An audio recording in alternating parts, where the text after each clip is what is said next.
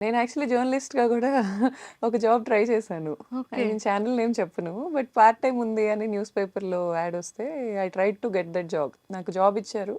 8,000 salary చెప్పారు monthly. Then నేను ఆలోచించాను నాకు 8,000 స్టార్టింగ్ సరిపోతదా అని స్టార్టింగ్ సాలరీ. దెన్ మళ్ళీ ఎంబీఏ బేస్డ్ జాబ్‌కెళ్ళిపోయాను. హ్మ్. హ్మ్.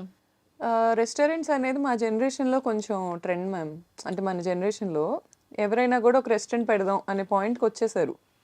మీరు చూస్తే మీ సర్కిల్‌లో కూడా లేడీస్ అయితే బొటిక్స్, మెన్ అయితే ఎక్కువ రెస్టారెంట్స్, ఫుడ్ బిజినెస్‌కి వెళ్ళిపోతా ఉన్నారు. అవును.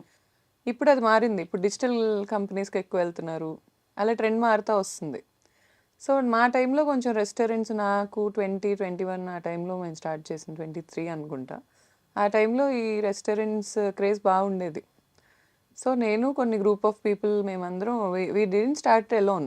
ఎలోన్‌గా ఏం స్టార్ట్ అవ్వలేదు మేము. మా ఇంజినీరింగ్ ఫ్రెండ్స్ అంతా తోడున్నారు. అందరం కలిసే స్టార్ట్ చేసుకున్నాం. It's like a group. హుహుహు. Group of people discussed and restaurant పెట్టాలి అనే థాట్ అయితే ఇన్పుట్ నాదే ఫస్ట్. హ్మ్. రెస్టారెంట్ పెడదాము అనే థాట్‌తో రెస్టారెంట్ ఏంటి వద్దు కదా! చాలా గ్రూప్ డిస్కషన్ జరిగాక యాహ్! రెస్టారెంట్ అనే పాయింట్‌కొచ్చాం.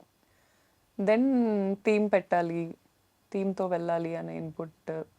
సో, బేసిక్‌గా ఇప్పుడు మేము స్టార్ట్ చేసిన రోజుల్లో attention is the new currency. ఎంత అటెన్షన్ ఉంటే అంత కరెన్సీ. ఫస్ట్ నుంచి కూడా అటెన్షన్ అనే పాయింట్‌లోనే వర్క్ అయ్యేది నా మైండ్.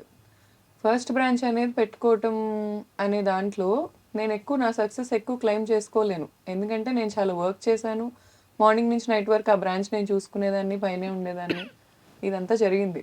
కానీ దాన్ని వేరే స్టేట్‌కి ఇప్పుడు బెంగుళూరు తీసుకెళ్ళాం. హైదరాబాద్ తీసుకొచ్చాం. హైదరాబాద్‌లో మేము లోకల్స్ కాదు. హ్మ్. తీసుకొచ్చాం, పెట్టాం. ఇవన్నీ రాటానికి attention is the played very key point. హ్మ్. మా వైపు తిరిగి చూసేలాగా చేయటం అనేది I was only one who does marketing in our brand.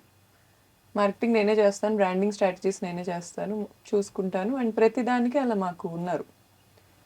ఇప్పుడు మా ఫ్రాంచైజ్ ఓనర్స్ కూడా ఫస్ట్ బ్రాంచ్ మాది సక్సెస్ అయిన తర్వాత ఈ అటెన్షన్, ఈ సందడి అండ్ మోర్ ఓవర్ నా ఇన్ఫ్లుయెన్సర్ ఫ్రెండ్స్ వాళ్ళు ఎంత స్వీట్ అండ్ ఎంత గ్రేట్ అంటే ఆ గ్రేట్ అనే వర్డే నేను యూస్ చేయగలను వాళ్ళకి. ఎందుకంటే నేను ఏ రోజు ఈ పోస్ట్ షేర్ చేయండి అని అడగల.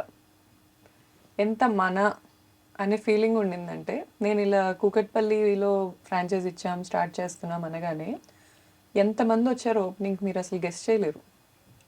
I didn't pay them. Influencers commercial అంటారు, నేను ఒప్పుకోను.